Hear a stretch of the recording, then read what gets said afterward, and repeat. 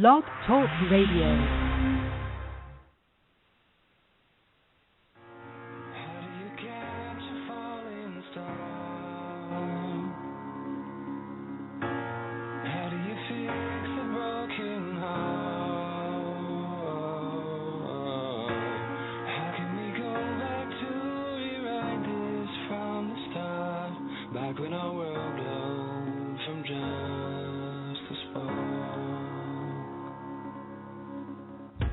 He came in and changed the game. Really made us all, whoa, look at this guy.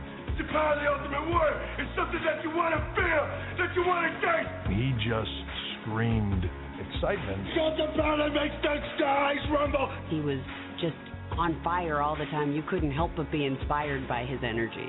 The Ultimate Warrior has stood the test of time. He's part of history.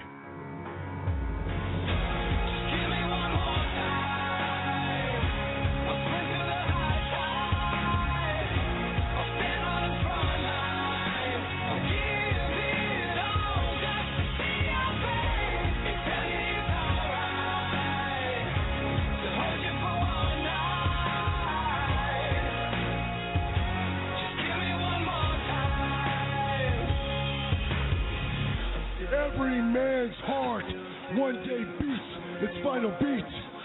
His lungs breathe their final breath.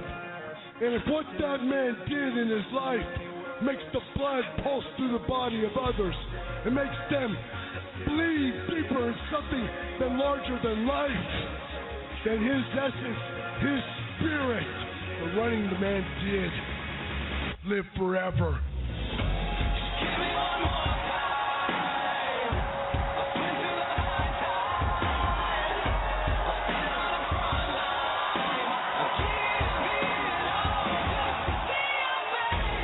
My two warrior girls, you weren't even alive in this world yet when Daddy was doing his Ultimate Warrior thing. But I tell you what, the most awesome thing I will ever do is be your fathers.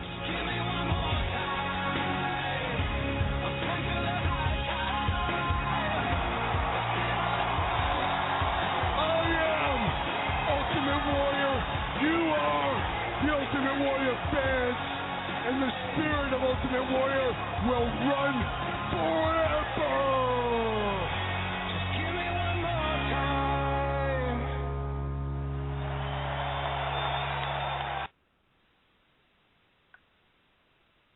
Good evening, ladies and gentlemen, and welcome to a very special edition of IHWE Radio. We are live. This is David Fuller. I am stepping in tonight as host. Michael McCurdy, the normal host of IHWE Radio, is dealing with a little bit of a hoarse voice issue. Michael last week took on the reins and hosted a wonderful tribute to Portland wrestling. What a great territory and great history Portland has given professional wrestling throughout the years. And Michael's a little under the weather. He is a trooper. He is loyal. He is standing by with us. Michael, tonight we're paying tribute to the Warrior. We did pay tribute to the Warrior a couple of days after his passing, but tonight is a more fitting tribute with a couple of guys that really knew him. We've got some great guests. This is going to be a very touching 2 hours. Michael, I'm glad you're with us. Oh, no problem, man. As you said, I've got the hoarse voice happening, but I wasn't going to miss this. Last month, what we did was more of a memorial because he had just passed the day before. But tonight, we're paying tribute. We're going to remember the good about the Ultimate Warrior, and we've got some great guests to talk about him, so it's going to be a great show. Indeed, and we're not wasting any time, ladies and gentlemen. Standing by with us is one of the coolest guys I've ever talked to in the wrestling business. He's an acclaimed author. He's wrestled. He's an announced. He's, it's really, this guy goes way back with the Warrior. The Warrior mentioned this man by name during his Hall of Fame speech, ladies and gentlemen. So if anybody has any doubts about how much Bill Anderson meant to the Warrior actually said Bill Anderson's name during his Hall of Fame speech. Bill Anderson was also the ring announcer during the match with Bobby the Brain Heenan and the Warrior at the L.A. Forum or the L.A. Sports Coliseum on the Ultimate Warrior collection that was just released right before his passing. Bill, thank you for joining us. You're one of the best people I've ever talked to in the wrestling business, so thank you for joining us tonight. Wow, what an introduction. Thank you, David. I greatly appreciate it, and let me tell you, very few people impress me as fast as you have impressed me in the time I've known you, in all sincerity. I've known Michael for a few years through the CAC and that sort of thing, but, you know, you're kind of new to me, but let me tell you, you've impressed me since the very first time I made contact with you, and I think you're a heck of a guy. You're a stand-up guy, and you show a ton of respect for the guys living and for the guys that have passed. And I admire you tremendously for the respect you've shown, honestly. And I thank you guys for doing a memorial show for the Ultimate Warrior and now this tribute show. I think it's a class act, and I think it's a wonderful thing. And you know, it was just, when it happened, it was pretty overwhelming. You know, when Michael first asked me to come on right afterwards, it took me probably the first 2 weeks to even begin to compose myself after the Warrior's death. It was just so unexpected and shocking. He was 3 years younger than me, and in a lot better shape than I'm in. So I, like the rest of the world, was just blown away and overwhelmed with grief. And it just, you know, I felt so horrible about the whole thing. I think I think what made it worse, and I guess maybe I'm even wrong for thinking this, but I've never seen a man have a more fitting final 3 days of his life than the Ultimate Warrior did, to kind of pay his respects back to the business and to Vince McMahon and make amends for any ill feelings that he had against any wrestlers at all.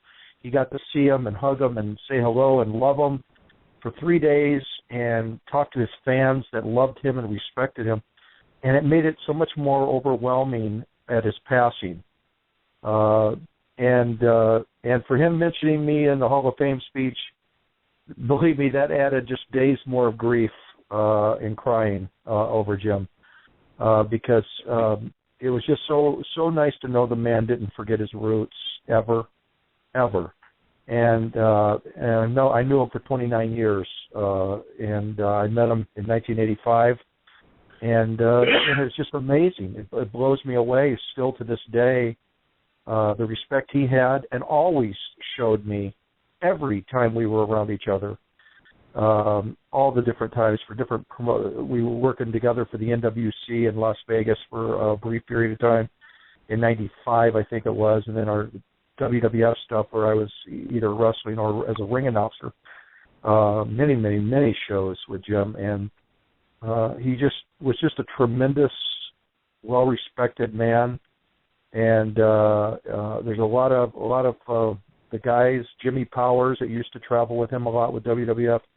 There's a lot of guys that are really feeling the pain of Jim's passing, because he was just a real good friend and a really good guy. And not to mention the family man he became in his later years with his daughters and his wife. And I knew Jim at a time in 85 when he was married to a different lady, and I never saw him around kids, and it was so cool to see him, the way he reacted to his daughters, that it made you just respect and love the guy. And I don't know, I'm honored and blessed to have known him. And I'm very comforted to know, and you know this too, David, is we talked about Warrior long before he died, and we said the same things, and I'm really happy I was able to say the same things when he was alive as when he's passed, and not the other way around, where some people suddenly find good things to say about somebody because they're gone. Right. I've never had anything negative to say about Jim. He treated me and my wrestlers that I used to take to TV taping, sometimes anywhere from 8 to 16 guys, all up and down the West Coast, when they used to do WWF TV tapings like the Superstars show and the Challenge show, whatever they were called back in the 80s and 90s, before their new format of the way they do TVs now. And I used to take guys, and Jim just was always quick to like, oh, Billy trained you? Oh, man, you must be a hell of a guy, and just slapped the guy in the back and became friends with all my students. so quickly because he knew that that I showed those guys respect just like I showed him respect. So I just I have nothing but good things to say about the guy, and I'm just a better person for having known him, and I don't know. It's still overwhelming. I've been able to settle my nerves down the last couple of weeks, I should say. The first 2 weeks, I honestly thought I was going to have a heart attack. My blood was just boiling, and I could feel my heart pulsating faster. The first 2 weeks after Jim's passing, that I honestly was worried about my own health, and I don't have high blood pressure or anything, but I had never reacted physically to someone's death like this, and believe me, you guys know this. All the guys we've lost in this business and the friends that I've had, guys that I trained like Louis Spicoli, who I love to death, and it's so many others, that this one really hit me the hardest of any of them. And I had lunch with superstar Billy Graham last week, and I told him the same thing. And I just said, I don't know what it is, but I think the only thing I can really nail down is, like I said before, I think Jim having that 3-day period of doing the Hall of Fame and then doing WrestleMania, being around that, and then having Monday Night Raw, going into the ring, being able to acknowledge himself again to the fans and shake the ropes again like he did in the old days, I think that just made it that much tougher for me to swallow that he was gone the very next day, probably 18 hours after he left the ring, he had passed away. And I just was absolutely shocked by that and scared for myself and for all my friends. Because like I said, I'm overweight and I'm 57 years old, and there's a slim, trim Ultimate Warrior at 54, and he's gone. And that's very scary and a wake-up call to everyone. And I don't know. I just was very shocked. But, I guess, life goes on. I'm glad he got to say the things he did to the wrestlers that were in attendance at the Hall of Fame speech. And I've never seen a man give his own eulogy better than Jim did without having any idea that 48, 72 hours later he'd be gone. But his speech could have been said over his grave because it really summed the man up. He believed in himself, and he fought hard to be as good as he could be. And I loved it when he told Warrior and Ted DiBiase in the Hall of Fame that, he just did the best he could. He was just a young kid, and he did the best he could. And I think that's just brutal honesty, and hopefully it sunk into those guys that were veterans that they were. DiBiase could work circles around 99% of the guys today and yesterday, and hopefully he understood what kind of a man Jim was. And I really appreciated the speech. I haven't actually watched the entire thing because I really can't sit through it, to be honest with you. It just it's very sad in its own way, even though it's refreshing and to see the man stand there. And but I just don't like to know the outcome like that. It's like a bad movie, and I know the ending. He touched a lot of hearts, and he definitely touched my heart, and I'm still blown away, Yeah, it really. I think you nailed it. He lived his life in such an eccentric and unusual way to the people who didn't know him. But you didn't know. We had Jerry Garrett on I think the day after the Warrior passed away, and Jerry came on and talked about and it was really cool because we had talked to you and Red Bastien were involved in Steve Borden, Sting, and Warrior getting their start in this business. And then from California, they went to work with Jerry Jarrett in Memphis. Mm-hmm. And he told us about, that. And he was really, point on. And, I started following him when he started down here in World Class. And I remember him from the Westway Ford commercials. I was a little kid, and there's Joe Greed. with the Dingo Warrior and Baba West, way forward, West, way. I mean, I still remember it, and that's how I remember. That's when I first saw him, and then the next thing I know, he's working for Vince, and then you grow up and you read things, and you start reading books and you start reading newsletters, and we're gonna have Dave Meltzer on here later, and we talked about this, Bill, when you came on before his passing. How it's important more than ever. It's so important, and I think it's becoming more important in WWE. They didn't make amends, or maybe they tried. I don't know the story, but they never made amends with Randy Savage. And man, that kills me, because Macho Man is one of my favorites. I didn't know Randy Savage. It's not like you with the Warrior. I didn't know Randy Savage, but it hurts me because he's one of my favorite performers. They made amends with Bruno, thank God, and now, thank goodness, they made amends with the Warrior. He came back, and we got to see the DVD, and we got to see him coming back at the Hall of Fame, and what gets me, I watched the documentary today on the WWE Network, and I started crying. I'm a new father. Yeah. I got a 5-month-old son, and when the Warrior walks out with his 2 little girls, I start tearing up. And I'm like, there's a guy who loved his kids, and you could see it. Loved his wife, and they loved him. And you see him, to see the looks on their faces, and wrestling sometimes is silly, and sometimes not everybody gets it. But for that guy to come back, it looked like he had made peace with everybody. He made peace with Hulk. He made peace with Vince. He kind of stuck it to some people, Jerry McDevitt, and he gave a little receipt to Ted DiBiase. And, Ted, they filmed a thing later that week with Ted, and Ted said he was going to go up to Jim during the weekend, but he didn't know how Jim would receive it. And he didn't. Yeah. And he wishes he would have. And, I mean, that sends a message, if you got something to say to somebody. There's the Cauliflower Alley Club's coming up, and there's people that don't get along for whatever reason. This is your opportunity to go up to somebody and just give them a big old hug. And just say, whatever it is, let's forget about it, because we don't know. I mean, that guy, he left on Monday, and you wouldn't have imagined anything was wrong with that guy, because he came down. He moved a little slower, but my God, the guy was on the road for 20 years, and he took beating after beating after beating. People are like, oh, he was in bad health because he was moving around. I'm like, you do what he did for 20 years, and then come tell me how well you move around. Right. Hulk wasn't running down to the ring at WrestleMania.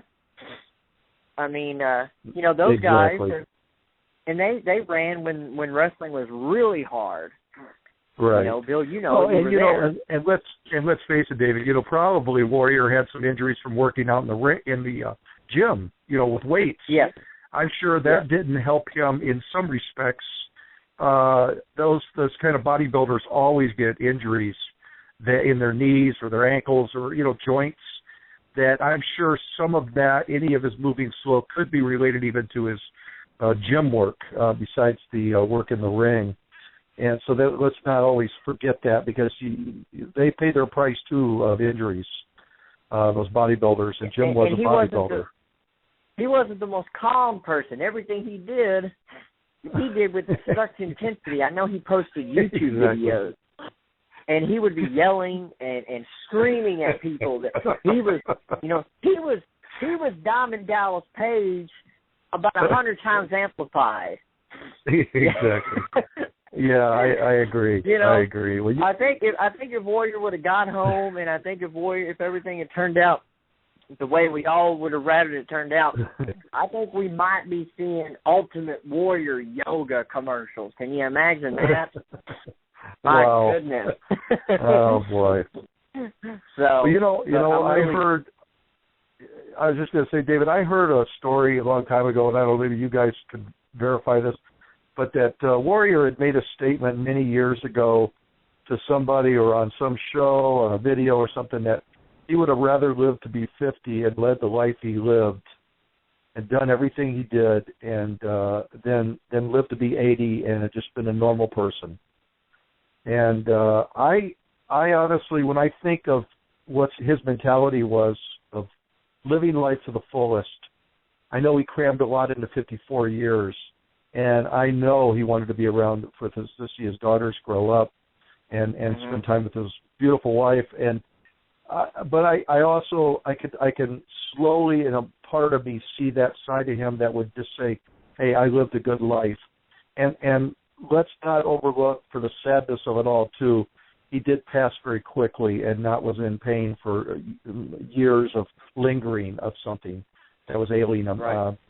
He did go fast, and which is still horrible, of course, but he was not in pain. And no, you make sense. He didn't put his family. Bad. He didn't put his family through a long, lengthy hospital. Make a determination on last. I understand completely what you're saying. You do make a valid point. Yeah, and it's just, I mean, it's still so sad, but it's just, I don't know. I've never seen anyone have such a beautiful weekend of getting you're in the top echelon of a place to be, to say what's on your mind, and given the red carpet treatment by Vince, to go into the ring again on Monday Night Raw in front of millions of people, and at WrestleMania and at the Hall of Fame speech, and be able to allow to say what's on your mind, and say it. And I just think it's so beautiful yet so tragic all in its own. It's a wonderful thing to kind of make amends to everybody. And the picture that everybody's posted, and I have it on my Facebook page too, of Warrior hugging Vince. Man, what a shot that is, you know. And I just think it's so great, and you can see the genuine smile on Jim's face. It's just so heartwarming to see that. And again, you know, it takes Vince to it. It's not a one-sided deal. It takes Vince to let his guard down and fight off any animosities that he had. He did it with Bruno, and I'm sure he did it with Billy Graham many years ago too, back in 2005. So he's done it with several people. Unfortunately, like you said, he never had a chance to do it with Randy before Randy passed away, Randy Savage, and that's sad. Who would have ever thought Bruno would have ever been in the Hall of Fame? I mean, not that he shouldn't have been the first one in the Hall of Fame, correct, considering his legacy for Vince Sr. There's no man in that promotion should have been in before Bruno Sammartino, as far as I'm concerned. Right. He was the promotion for many years. And then after that, then you go down the list to all the others, the Pedro Moraleses and the Valiants and all the other guys, Superstar and those kind of people. But, you know, he made amends, and I think it's a wonderful thing that maybe as Vince is getting older, he's getting wiser too, and knowing that you have to do that. It is like the CAC. It's the ring of friendship. And sometimes you have to put your animosities aside and just say, hey, here's my hand. I want to shake your hand and give you a hug, and let bygones be bygones. And I'm really proud that Warrior did that, you know, and it's a real stand-up thing to do, because in Warrior's world, he felt he was wronged back 20 plus years ago. Correct. When he was, and in his mind, and Vince sued him over the name and all of that stuff, and Warrior won his case that he had been using the Ultimate Warrior longer. I don't want to get into too many statistics here, because Dave Meltzer is the expert, and I don't want to be countered on anything that I'm saying here, because Dave will come on, and he knows better than any man on this face of the earth statistics and everything, because Dave is the encyclopedia of wrestling. There's no doubt about that. And Meltzer has been a friend of mine for many, many, many, many, many years, since the mid-'80s. Yeah. So I know Dave very well. So there's no disputing Dave. Yeah, he is. And I'm real proud of Jim, and you know, it culminated in his life in that 3 days. I just, as a personal person, a friend of his, just like I went from this big, huge high of soon as he mentioned my name in the Hall of Fame thing, everybody was texting me, calling me, messaging me on Facebook. My phone almost, and it was like, hey, this is so awesome. Every student I've ever trained was mailing me, writing me, everything, calling me, saying, Bill, or putting on their page, hey, the guy that trained me just got mentioned in the Hall of Fame. And I love it. I mean, it was all cool. And that just made it that much sadder when it all happened. And and the person that told me, Dave, Lori McGee Hurst. Lori. Yes. Yeah, Lori. She's the one that told me. We were talking on Facebook at the time, and she says, this is about 8:30 that Tuesday night, and she says, hey, do you know that Warrior just died? Have you heard anything? And I go, what? You've got to be kidding me. This has got to be a joke. You didn't believe it. Like, I didn't believe it when Michael first told me. There was no way. I'm thinking somebody's created a very poor joke here. And I says, I don't believe this at all. And then all of a sudden, I went on the Internet, and then I started realizing, oh, my God, this is true. And it just, my heart sunk. And from that point on, it took me 2 weeks. I was in a extremely deep depression, and I couldn't battle out of it. And I found myself many times crying, and it was like an uncontrolled situation that. And I'm going to work. I work a regular job. I try to go to work and deal with customer service that I deal with, and I found it very difficult to get through my everyday life. And I found myself in the fetal position in bed many times when I was home alone, because I felt that was the safest place for me. I just didn't want to think, and I tried to go to sleep so I couldn't think anymore because I was tired of thinking, because thinking made me cry. And I just respected the man so much, and I always think, like, hey, I'm only 57. When I'm 70, maybe that's only 13 years from now, which is really weird to think like, because I'm 57 chronologically, but I act like I'm 15. So that really blows me away to think that 13 more years I'll be 70, which maybe hopefully will mean I'm only about 25 or 30 then.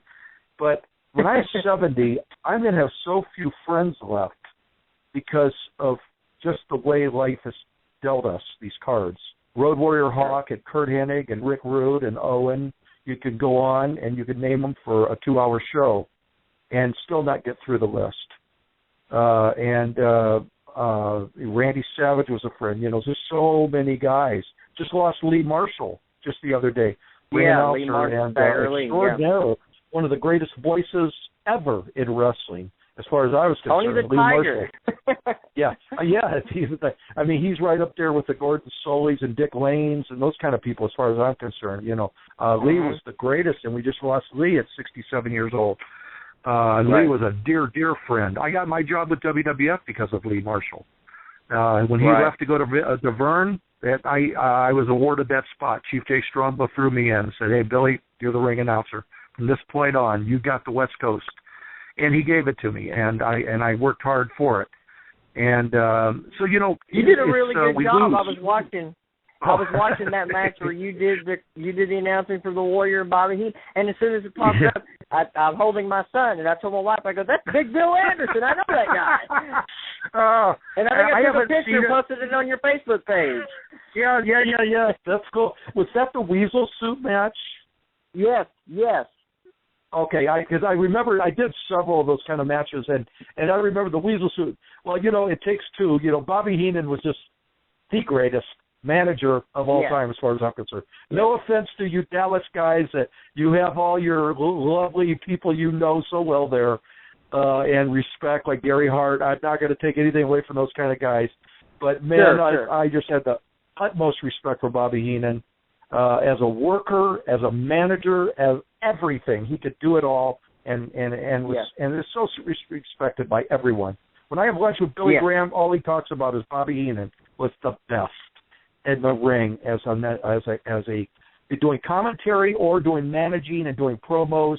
Bobby Heenan was the best, and I agree, and so I have a lot of respect for Bobby. But yeah, I remember those matches, and I had a lot of fun doing it, and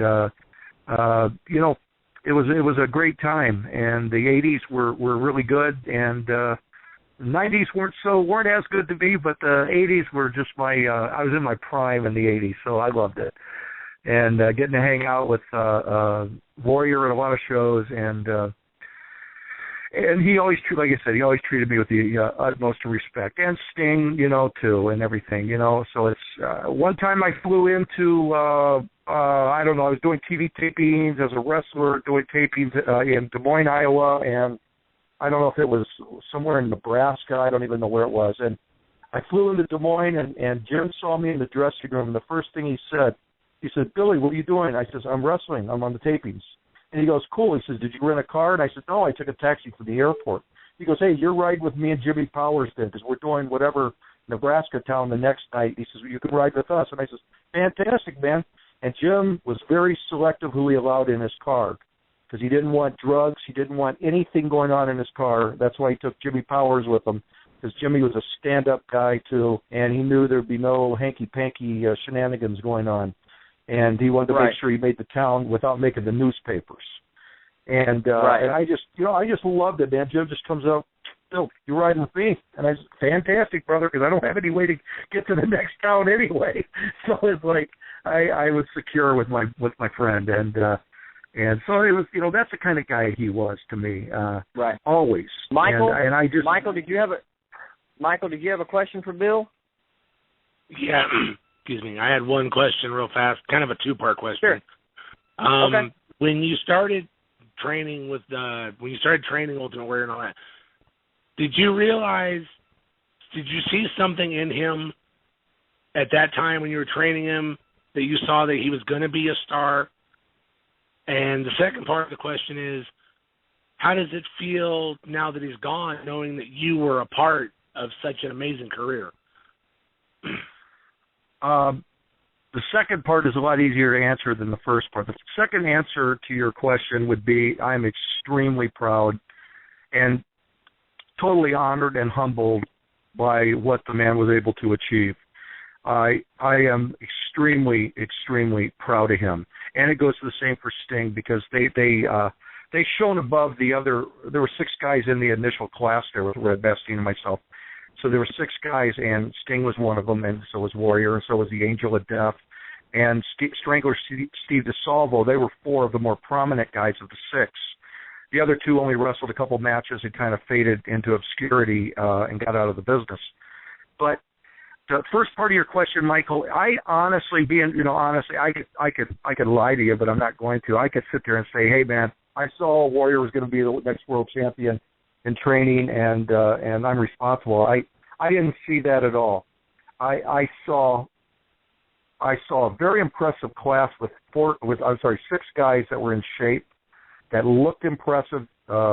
Dave Sheldon was 6'7" or 6'6", whatever. You knew him as the Angel of Death there in Dallas and all that stuff. But Dave was extremely nice man too. That's left us way too early. He was a very good man to me, and I saw a group of athletes that wanted to learn their craft and work hard for it, never, ever complained about anything. They never said, I'm not doing this, I'm tired, I'm done, I'm finished, you're worthless, I'm this, I'm that. They did everything as they were supposed to do, those guys.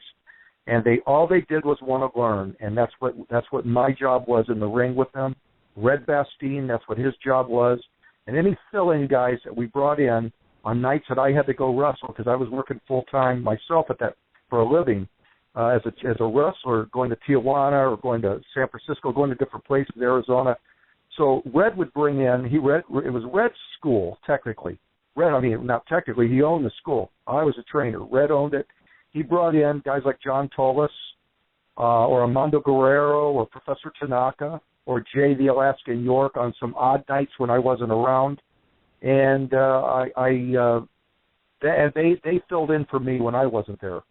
And it's sad we lost York, we've lost Tolis, we've lost Tanaka, and only Mondo's around. We're the only guys that are around to say we did anything with these men.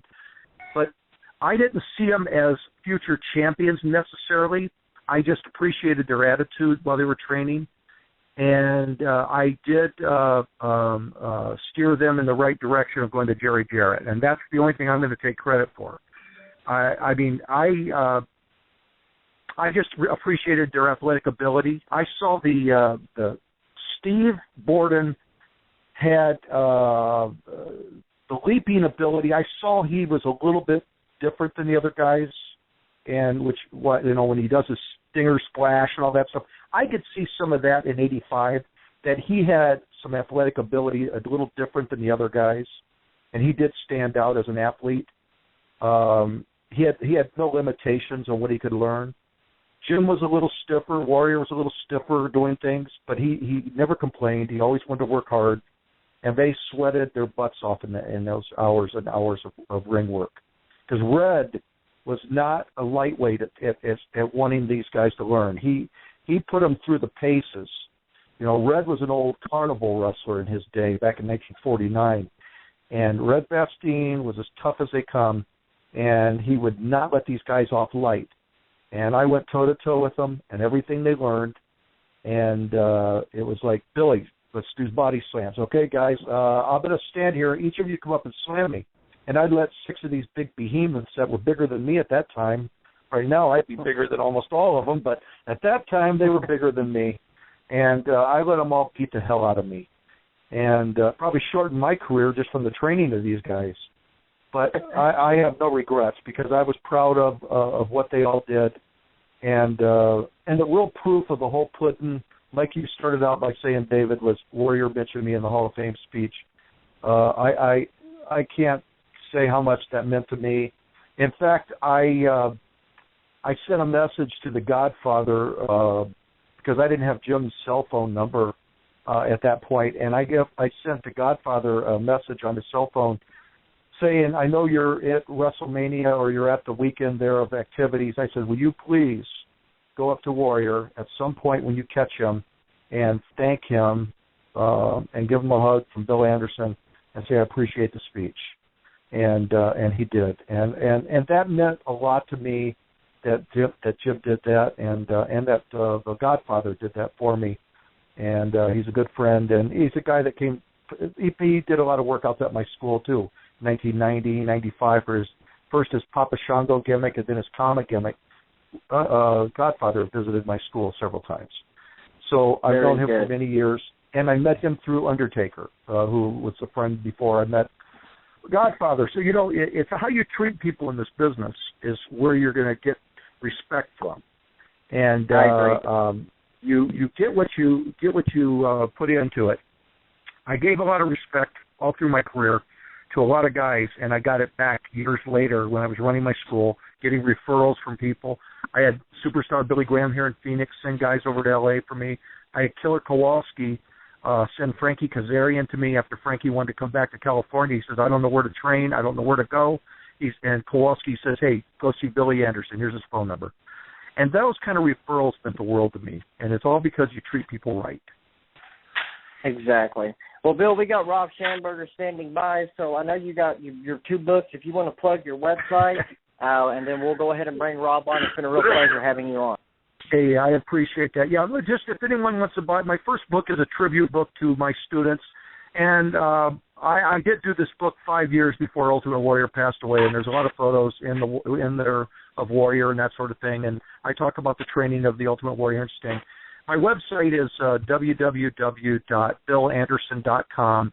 You can use PayPal and order my books. My second book is a tribute book to fallen wrestlers that have passed away, 27 great wrestlers, people like the Fabulous Moolah and Freddie Blassie. They're friends of mine that I had a lot of respect for, John Tolis, Dick the Bruiser and the Crusher, some old-timers, the Sheik, the original Sheik. And so anyway, that's my website, and those are my books. And David and Michael, I thank you from the bottom of my heart to let me speak about my friend Jim, the Ultimate Warrior. And you guys are stand-up guys as far as I'm concerned, and I do anything in the world for both of you guys. So I wish the other guests the best of a great night of interviewing. I don't think I've met Rob, and I would sure love to sometime. And Dave Meltzer, will give you a big kiss on the cheek next time I see you. Okay, Bill. Thank you so much. Have a good night, boss. Thank you, gentlemen. See you later. Bye-bye. Bye-bye. All right, ladies and gentlemen, that was Big Bill Anderson, one of the men who had a great deal in the Ultimate Warrior's early days. Standing by, we've got critically acclaimed artist, He's one of our friends, Rob Schamberger. How's it going, Rob? Thank you for holding on. No problem. Thanks for having me on, guys. No problem. So, Michael, are you still with us? I know your voice is in and out. Are you good? Yeah, I'm good. I'm still here. Okay. How you doing, Rob? Well, Doing good. Well, we talked to Bill Anderson, who knew the Ultimate Warrior in his early career, in his early days. And, Rob, you knew the Warrior toward the end, and unfortunately, fortunately, you were able to meet one of your heroes, I'm sure. Unfortunately, we none of us had any idea that wonderful weekend would, culminate the way that it did on Tuesday in Phoenix. What many people don't know is the jacket, the duster that the Warrior wore Monday night in his last public appearance on Raw was painted by you, and you had become pretty close with the man, and you were actually a guest in his, I believe, or his box at WrestleMania. So just tell us about how you started talking to the Warrior. Tell us about that weekend, what it meant to you. And you got the floor, man. I know when it happened, like a lot of people, you were very distraught, understandably so. And, we asked you to come on, and understandably you wanted to wait. So here we are with this tribute. So the floor is yours, and tell your story. Sure. It was such a surreal experience. I'd say maybe 2 months before WrestleMania, I heard from Warrior's agent, Steve. The Warrior said that he wanted me to be the guy painting his jacket for WrestleMania. Originally, the plan was for it to be worn at Mania. And, asked if I'd be interested, and there was no hesitation, yes. And also that it wasn't like the agent found me through Twitter or whatever. It turned out that Warrior had been familiar with my work, pretty much going back to when I started doing the wrestling art. The portrait of him that I had done for the Champions Collection was one of the first ones, and I guess I'd been on his radar since then. But then time passed, and I didn't hear anything, and I just figured something else came up or plans changed, whatever. And 2 weeks before the show, Steve followed up with me again and apologized that there hadn't been a lot of communication, and wanted to see if, one, I was still interested, and two, if I would be able to fit it in to what I was doing. And, the answer, to the first one, am I still interested? Well, yes, absolutely. But the second one was like, oh, geez, it's only 2 weeks out. I don't even have the jacket yet, and plus I had this whole thing that I was doing with WWE for Access and Mania. But I didn't tell him that. I was like, yeah, of course I can fit it in, no problem. But and then he follows right back up, and he's like, would you have time to do 2 jackets? He's like, there'd be one for Mania and then one for the Raw after. And I'm like, oh yeah, no problem. In my head thinking like, oh geez, how am I going to Diary do of this? a Madman. Yeah. And I'm like, so, what's his size? What kind of style do we want? All this. And he's like, Warrior will call you and work all that out. I'm like, okay. I hadn't had any direct communication with the man. So a few days later, again, I've got this ticking clock here, but a few days later he calls up and he's like, Rob, I'm actually kind of nervous to talk to you. He's like, I've been such a big fan of yours for a few years now. And I'm like, well, that makes me less nervous, right? He's like, I watch all your videos. He's like, I don't know if you know, but I'm an artist myself. And he's like, and I work with acrylics too. And, I watch all your videos to try to learn stuff. He's like, and I've daydreamed about being in the studio with you there painting, which, like, my mental image was, like, him in, like, 91 or whatever, like, in full Ultimate Warrior garb, like, you need more rocket fuel in your paint. Yes.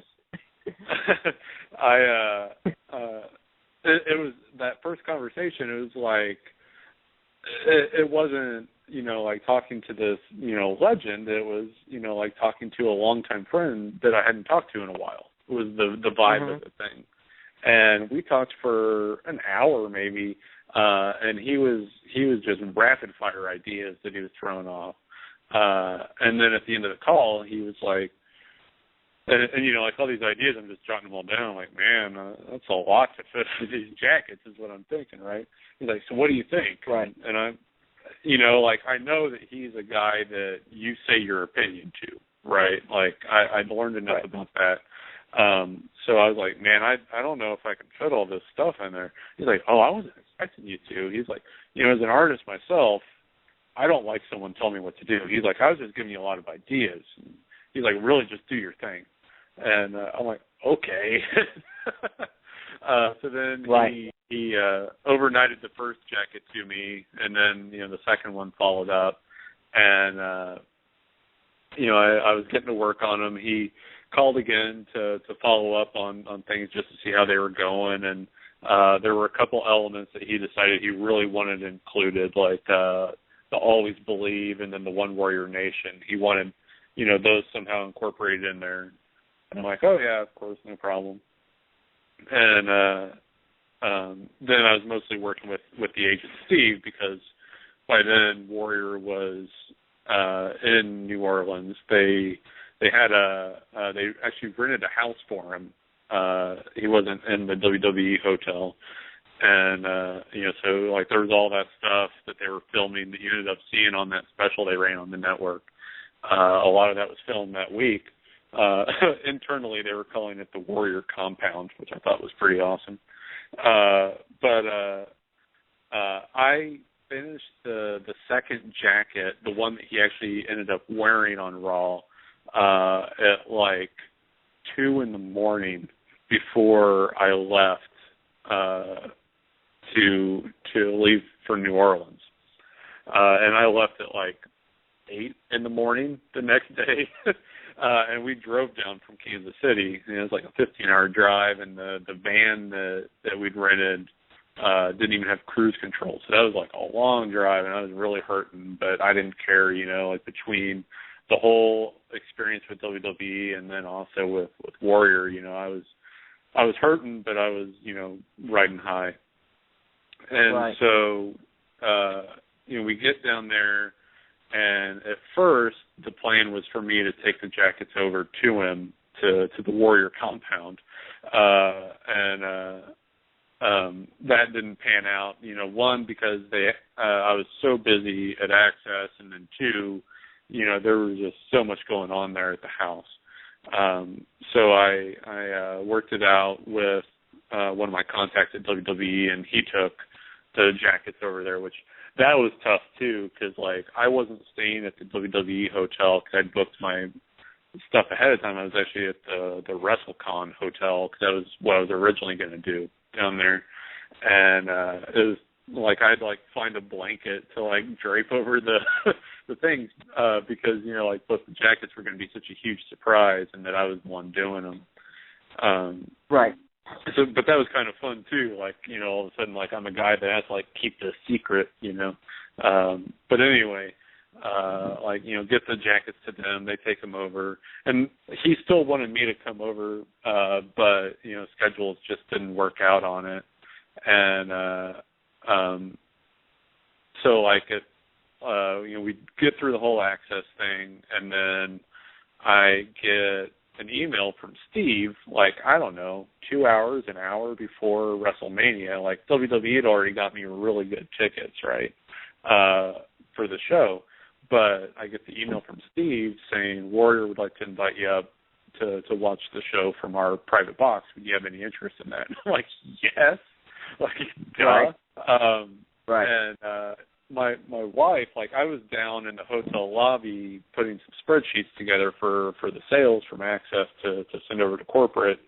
And when I get the email, so, like, I texted it to her. She's up in the room, and she said she was just totally freaking out, like crying. She called her dad immediately because he was the one that got her into wrestling as a kid. And that's awesome. You know, like to say, Dad, this is happening. And that was, you know, like cool to make that happen. So then, like, we went over to the WWE hotel, met with Steve, and then, like, that whole experience was like, wow, this is what the 1% live like. Like, we were on the friends and family bus going to the hotel, and we had a motorcade.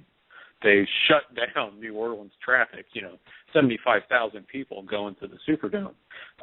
They made those people get out of the way so we could get there.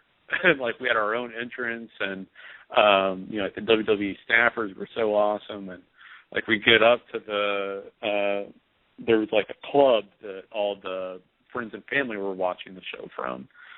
So, like, we hung out with a few friends there first and then headed up to the box. And that was cool. And this is, like, one of those things, like, you just never, there's no guarantees in life. You know, there's death, there's taxes, and then there's no guarantees, right? And was that Warrior was so busy backstage because he was taking every interview, he was shaking every hand, you know, he was giving all the superstars their moments, you know, because, like, so many of them just wanted to meet him. He didn't make it up to the box. And Steve was so apologetic, and I'm like, Steve, it's okay. You know, I'll meet him sometime down the line. So the next morning we left, headed back to Kansas City. And, you know, like, first, you know, like, watching Mania, like, we didn't know till, like, Steve didn't know until, you know, like, that afternoon that he wasn't going to wear the other coat that I had made. But I'm like, hey, you know, I understand, like, you know, like, they laid out the reasoning for it, and it totally made sense. So, like, we're driving back, and I'd reached out to a few friends that I knew would be watching Raw. Like, okay, if Warrior comes out and he's wearing a jacket, you gotta text that over to me right away so I can tweet it out, right? Like, while we're driving back. Right. Don't worry, my wife was driving. I wasn't tweeting and driving. Right. But he's not endorsing that. Be safe. Be safe, brother. Right. Right. So we, you know, start getting the pictures, and, like, my wife's driving. I'm trying hard not to choke up. She's just straight, you know, like, her face is just drenched from all the tears. She's so happy because it just made that whole thing feel real, you know.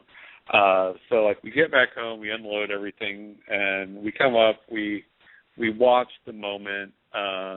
There's a video I put up on my YouTube channel, like, showing us watching it. You know, like, it's just, like, our reaction of, like, watching him come out with the jacket on. And, you know, that was just so cool. But we didn't, you know, watch Raw because, you know, like, we didn't get home till, like, midnight. Sure. The next night we're watching Raw, and I'm about an hour into the show just before, you know, watching that segment again. And I get a text from Hornswoggle that I've become really good friends with, and he's like, Warrior died. And I'm like, what? Like, is this, like, wrestler code that I don't know? You know, like, is this kayfabe for something? And and so, like, I start, like, searching real quick, and I'm like, oh, no, you know, like we just turned off the TV and we just sat there in silence for, I don't know, an hour. You know, I started getting, you know, like, you know, texts from other friends in the company, and I, you know, like, quickly send my condolences along to Steve and to the other people that we met in the box. And it you know, like, it was so strange, like, you know, like, there were so many good memories from that week, and then all of a sudden there's, you know, this on there, and it put a shadow on things for a while, but then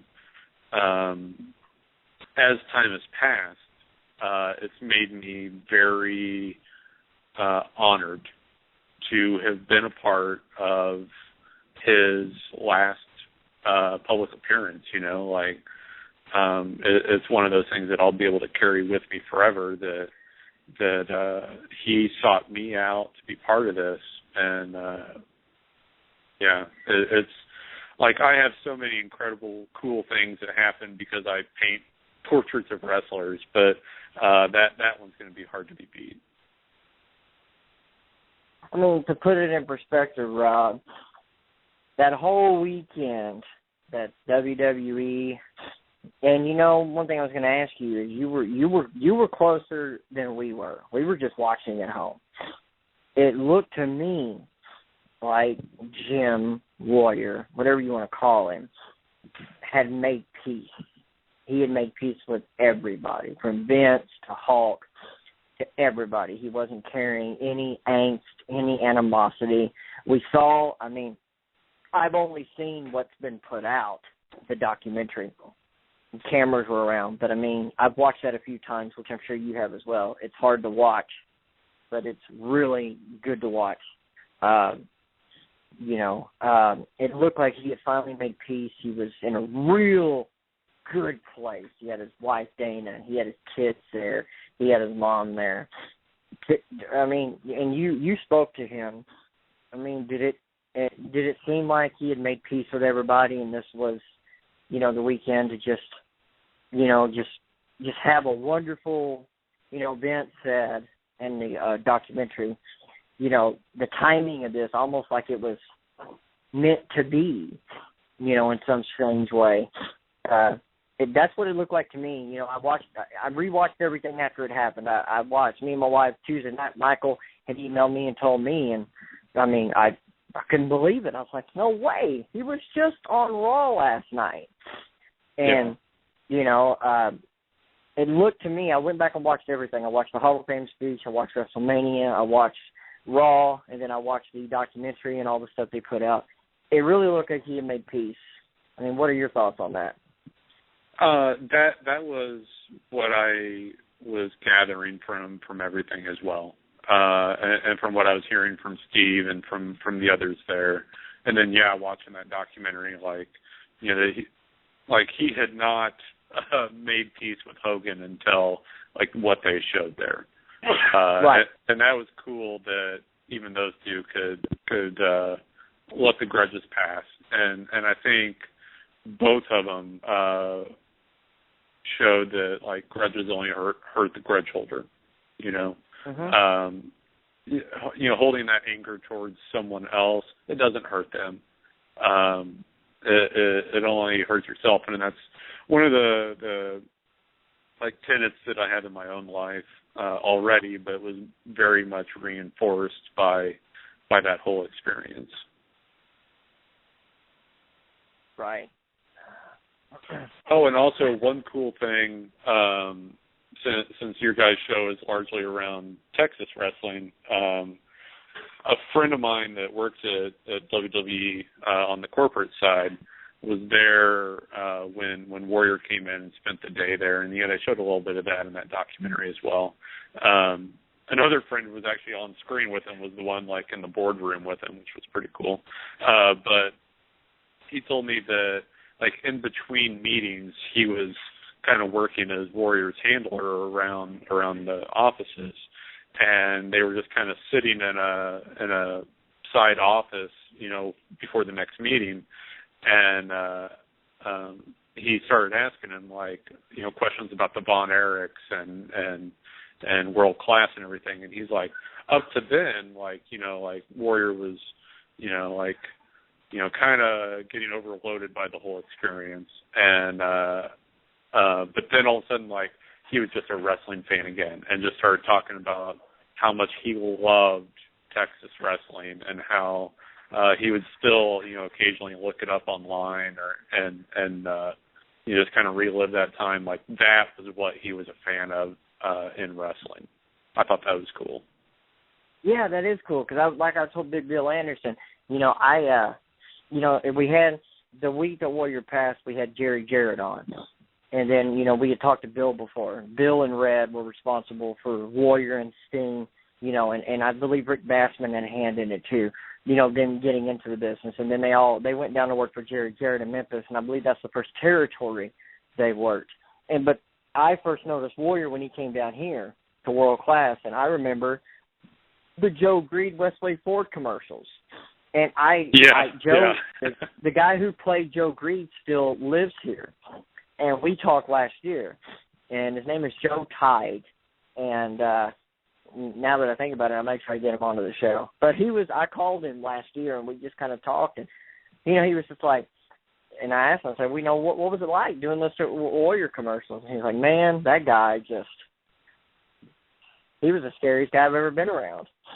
And I still remember, bye-bye, Westway Ford, Westway Ford. That is tattooed in my head, and it'll never, ever go away. The Dingo Warrior was doing Westway Ford commercials. Yeah, those are all up on YouTube. They're different. Yeah. I mean, that was huge down here, and the Warrior was huge. He was very big down here. He wasn't. And you just, I was a kid, so I didn't know. I couldn't just look at somebody and go, oh, he's going to be a star. But, next thing I know, he's working for Vince. But he will go down as one of the most iconic characters of all time. And for all the people over the years that had said detrimental things, I think Warrior had slayed most people's opinions when he went up to the Hall of Fame. And for a guy who people said didn't care about anybody but himself, he went down a list of names, naming Red Bastien and Bill Anderson for giving him a start, talking about Tim Brooks, talking about Lynn Denton, talking about the Von Erichs, Bronco Lubitsch, George Scott. He went down a list of names, and you only do that if you really mean it and you really care. His Hall of Fame speech, while it was different, it was genuine, and he looked so happy. And I say this, and I watched it today and I started crying, and I'm not ashamed to admit it. I'm a new father, and that's what gets me. He's got 2 little girls, but they're taken care of, and I know Dana has said that the WWE has gone out of their way to take care of her and the family, and I think that's awesome. And I'm really glad that Triple H put it together, and I'm really glad Vince. I'm glad everybody from 2K Sports to Vince to Triple H, even to you, Rob, because when you look at everything, you were part of that. You brought something to that weekend. He got to wear that jacket on Monday. He got to put on the mask, and I showed my little boy. I said, "There's the Ultimate Warrior." And I bought my son a Warrior mask the day before he died, and we had it, and we put it up in the closet, and we're going to keep that. And I bought him a Warrior shirt. He can't wear it for a few years, but it's here. It's not going anywhere, and he's going to wear it. So, and that's all there is to it. And so, I'm really glad you got to experience that, Rob. We said on here the week before WrestleMania, we sent it out to everybody who was going to be at Access. You're one of the most humble guys I've ever known. You've contributed so much to so many organizations and so many charities. And while it was a very sad moment, I couldn't be happier that you got to be a part of that. And I think it's awesome, man. You have earned it. So congratulations on all your success WrestleMania weekend. I know after the Warrior passed, everything kind of went kind of kaplooky, but you definitely have stepped on another frontier, and I think it's great. Everything that's coming towards you, I think, is fantastic. Thanks. And we had a Ultimate Warrior poster available at Mania, and that's on Shop now. That was based off the painting that was the one that he, came across my work with. And the first month of the sales on that, I decided to not take the money from. So I'll be donating those proceeds from April's sales of those posters to the charity that the family asked for. Just didn't seem right to make money off of my friend's passing, I understand completely. Okay, Rob, Well, we're gonna try to get Dave Meltzer on. I want to thank you for coming on. It's robschamberger.com, correct? And you just today put out a limited number of prints. Go ahead and tell us about that. And I know you just put out a really awesome Sting collage. Yeah, put 15 new prints up, varying limited availability on all of them. So don't wait on those, but they're at robschamberger.com, ROBSCHAMBERGER.com. You can also follow the work on Twitter at Rob Schamberger, or Facebook. It's Art of Rob Schamberger. Okay, Michael, did you have anything for Rob, Michael? He answered the question that I had. I was going to ask him how it felt to be part of such a now what's considered an iconic moment on Monday Night Raw, but he went ahead and answered that. So I will throw in that I ordered my copy of the Sting print this morning, so I'm looking forward to getting that in the mail. Thank you. And for Steve, Warrior's agent, one last thing here. Sorry, before you get Dave on. I did a portrait of Warrior from that Raw, wearing the jacket. So I essentially did a painting of my painting, but sent that to Steve, to thank him for everything. And he was very close with Warrior, and really tough for him was his father passed away within about a month before. So he was really going through some hard times, and he said that helped a lot. Cool things that you can do with wrestling art. Definitely. Well, Rob, I want to thank you for coming on. You're always welcome on here. You're a great guy.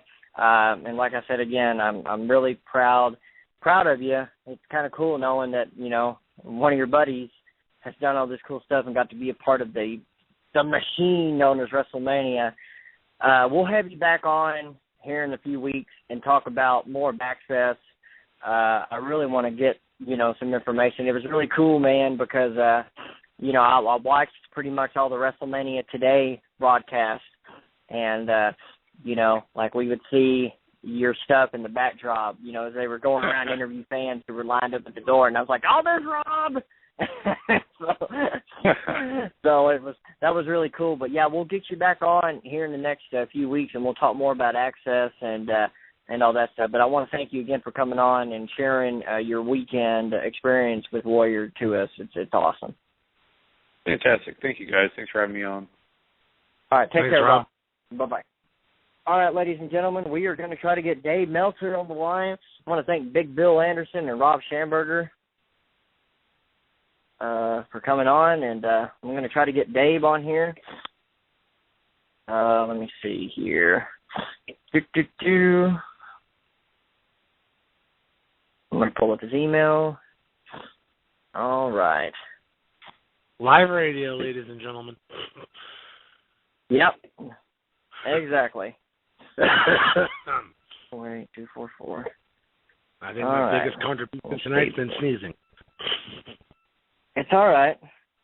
That's more sometimes than you contribute on a regular show.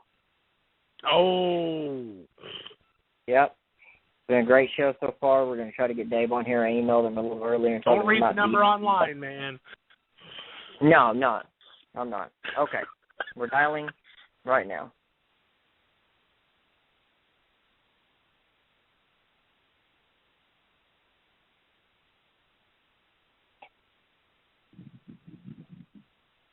Okay. We're going to try it again. Okay, let me look at the number. We're not getting it's not going through.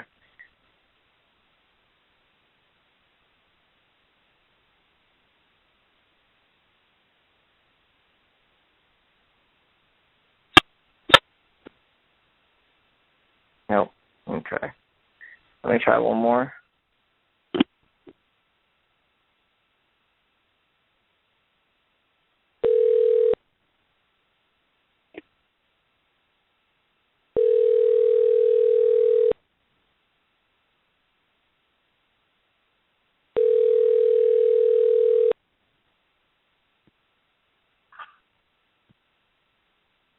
Okay. Folks, we're going to keep trying to get Dave Meltzer on. This is live radio, and stuff does happen sometimes. So we're just going to... Michael, do you got anything you want to talk about while we're on here? Yeah, the guy who has the voice. Okay. All right, here we go. We're going to dial down. Hello? Dave? Hello? Yes. Dave. Hey, Dave. Yes. This is David Fuller with IHWE Radio. Thank you for joining us. How you doing? Doing all right. All right, ladies and gentlemen, on the line with us right now on this Warrior Tribute, we have a critically acclaimed author and journalist. Been around for about 3 decades. Been reading his stuff for a long time. He's a really good guy. Bill Anderson wanted us to tell you hi. Oh, yeah, I haven't seen Bill's in probably about a year. Yeah. So, Dave Meltzer, ladies and gentlemen. Again, thank you, Dave, for joining us. It's a real honor, sir. Oh, no problem. I don't know why this is making noise, but anyway, go ahead. I'm sorry. Okay. So, we've been talking about Warrior. We had Big Bill Anderson on earlier, and he was talking about the Warriors' roots along with Steve Borden when they, first got in working with Red Bastine and Bill. We were talking to Rob Schamberger about his experience doing the jacket for the Warrior during WrestleMania weekend and sitting in the Warrior skybox with his family and friends. You have, not a whole lot of people have provided you with the material over the years like the Warrior. You provided... He was an interesting character. How important was it for the WWE? How important was it for the WWE for that weekend? How important was it for them to get the Warrior back and say, okay, it was what it was. Here's what we're doing. How important was it? Do you think? I mean, it wasn't like it was necessary or that was something they had to do. It probably was, with the benefit of hindsight, it's pretty wonderful that it happened. And it's such a fluke that it happened in every way. That whole story is just so crazy of just everything that, just that and then the death and everything. It's just crazy. I mean, it's great if you, I don't know what to say. It's like, it's not great that he died. It's horrible that he died. It's absolutely horrible. But it was I think that, there was a lot of, if it was going to happen, I'm glad his kids got to see him, and because they weren't born when he was wrestling in his heyday, got to see, how he was, the fan reaction to him, and I'm glad that, like, there are fans that got a weird measure of closure from it, that they probably didn't get with Randy Savage, and that he got to see the current talent, and the current talent. So many of them grew up watching him as a kid. So I think that there's good in that. But I mean, it's not like it was. If it didn't happen, I mean, it wasn't like it was a necessary thing or anything like that. I'm glad. Right. I'm glad for his family because they'll be getting royalties from the merchandise, and they're going to be selling the merchandise, and I'm sure the merchandise is going to do very well. So, I mean, it's weird. It's horrible that it happened, but it's good that he made up with them before he passed away. I agree. Michael, did you have a question for Dave? Yeah, I did. Hello, Dave. Thanks for joining us tonight. Voice is a little off, so doing my best here. You mentioned the fans having closure, so this question kind of fits right in there. Throughout all the years and all the things that the Warrior went through and career-wise and in the ring and the WWE's self-destruction DVD on that, in your professional opinion, what was it about the Warrior that made him such an icon with the fans? Because even now, the fan base is huge. It was the right. It's like a lot of stuff in wrestling. It was timing and I don't want to say fluke, but it's just timing and stuff. It's like wrestling's. It's hard to predict. When he was signed, I mean, they thought they had something in him when they signed him. But they weren't planning on putting him on television very quick because they thought he was very green as a worker, which he was. But he walked into those buildings. I remember him and Owen Hart started about the same time, and they both got over. I mean, he got over probably more because it was a crowd looking for a certain look, and then when he got over so big, then they brought him in, they protected him because they saw that he had potential, and it was just, the late 80s was a time, the 80s, not just the late 80s, but the 80s was a time when people were looking for the body. The body was the big thing of the wrestlers. That the fans had a different perception of what fighting was and a different perception of what a tough guy was, and the big guy with a good body in their minds was the tough guy, and he had a great physique, and he was, what he was doing was what everybody was doing, but he worked hard to maintain it. He probably dieted more strictly than most. Certainly trained religiously, which, given the schedule that he was on, that wasn't the easiest thing in the world. That was he was there during that really crazy schedule. So he worked hard at it, and he was there, and I think that the Hogan thing, which everyone remembers as his triumph, was really in a lot of ways his undoing. Because he was great climbing the ladder and everyone was behind him, but then when he climbed the ladder and got on top, there was that feeling that he had that thing where it wasn't Hogan, and Hogan was a bigger star, and it flattened him out a little bit. And then him and Vince had their problems, and the other times he was brought back, it was never really the same. He was still a star, but it was never the same, and he didn't last. For a different reason each time. But you look back and you go I guess if he had wanted to play the game differently, he'd have made millions and millions and millions of dollars by not leaving. But at the same time, maybe the mentality that would have made him play the game would have been a mentality that would have kept him from getting over to the level that he did. So you just never know. It was just he was a very interesting, unique character, in the sense that, he walked away from tons of money with a smile on his face, and, he had his reasons, and, again, he never begged to come back. They always, people were always asking for him to come back, and he did every time under his terms.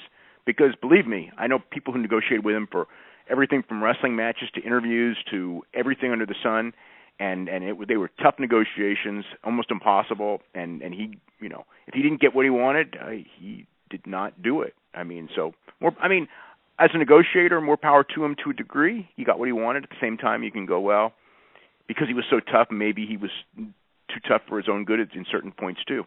So who knows?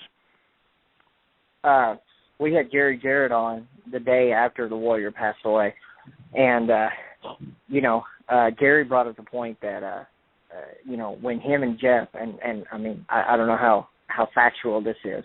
He said when him and Jeff, and maybe you could shed some light on this, when him and Jeff started doing the weekly pay-per-views for TNA, that he wanted the Warrior.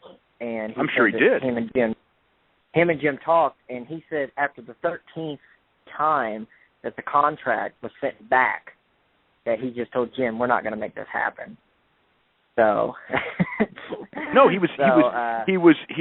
Look, there's a reason a guy with that big a name wasn't around for long periods of time, and it's not because it's not because the promoters didn't want him. It's because the promoters just couldn't make a deal work because he was very hard to deal with. The whole thing is funny because if it wasn't for Jerry Jarrett, who knows what would happen? Because I think he probably still would have. He had a great look, and I think he would have made it in wrestling anyway. But Jerry Jarrett took him. When he was so. I remember I saw those guys. I don't know if I saw their. I probably did see their first match because I think it was a Memphis TV match, and my God, both of those guys were so green. It was the greenest of the green, as embarrassing as almost anything you would see. That's how green they were. They had almost no training at all. Billy could tell you better. Because Billy was the one who trained them, and I just remember, again, it was. I don't even know how much training. I don't know if it was weeks or whatever, and they took off in the middle of camp and went to Memphis. Right. But because they had the look, Watts gave him a job after Jarrett got rid of him, and they liked Sting, and Warrior they had more problems with, but Warrior, I think what saved Warrior's career was going to Dallas, because Dallas, they had a lot of women in the, the crowd was heavily women because of the Von Erichs, and you had a guy who had the right look. I mean, they brought him in as a heel, but the girls liked him, and then he bonded with Kerry, and at that point he did get over, and he was starting to, I mean, I wouldn't say being a great worker or nothing, but he was able to get over and at a good level, and at that point WWE took notice, and you could see, okay, this guy's a project. I mean, I actually wrote a book in, I think, '86. They'd probably only been wrestling for a couple of weeks, and I remember looking back at it, and I said, it's about both of them, about Hell against Steve Borden.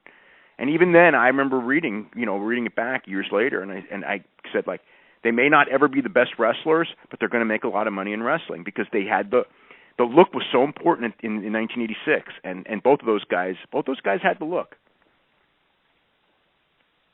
When Warrior went to WCW, we've heard different things over the years, and I know you would probably know better than anybody. He did his stuff with Hogan, building up to Halloween Havoc, and then it just kind of went downward. Was there a long-term plan there? What was the deal? I don't think there was any kind of a plan. I think they paid him a ton of money to do a Hogan Warrior rematch, which sounded like a great idea. The first match was so famous; it was one of the most famous matches ever because of the time and the stadium setting. They weren't doing stadiums for every WrestleMania; it was only the second one they did, so it made the match really big. And the match was I mean, in a lot of ways, it was a shocking match. I mean, I remember again, when the day of that match, I was thinking God, the show. Some of these matches are going to be pretty good, but God, that main event, right? It's going to be, not so good to say the least. And it was actually a hell of a match, and it was one of Hogan's. I think it's one of Hogan's best performances of his career. But I mean, the whole. Hogan wanted his win back, and they paid a ton of money to Warrior to get it. And I don't know that they had any other ideas for him, because you could see from day one it was all building to Hogan. And I think that if they had just put him on TV for one interview and then said in 3 weeks Hulk Hogan against the Ultimate Warrior, I think they would have done really well with it. But every week they put Warrior on TV with all the hocus pocus and all that. I just think that it turned the whole thing into a freaking cartoon. And by the time, I remember my feeling, it's oh my man, it's again, I was not someone clamoring to see a Hogan Warrior rematch, years later or anything like that. But I did think it would do great business, and so as a fan of business, I thought it is a great idea. It's going to do really well. Every week I watched that TV, it was just this is meaning less and less. I mean, it's like TV was killing it instead of TV enhancing it, which is the usual protocol.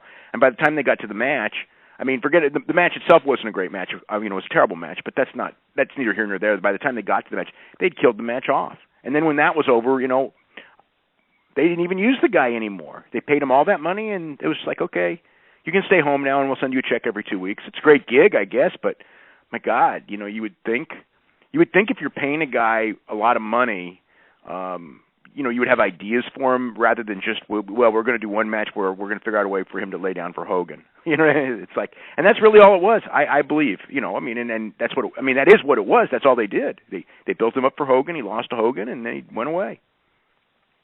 Because you had said it in your newsletters, WCW took Hogan and Roddy Piper and actually did decent buy rates with a match that had been done in the WWF, and now they had the same. They had the opportunity. They did well with Hogan and Flair, which they did better with Hogan and Flair than Vince did. Right. They did good with Hogan and Piper. I don't think Hogan and Piper was as big as it was when Vince did it. Although Vince never made a big pay-per-view thing out of it, but Hogan and Piper was very successful for them. Hogan and Savage was very successful for them. Although again, I don't think that they ever reached that 1989 level in WCW, but it was successful.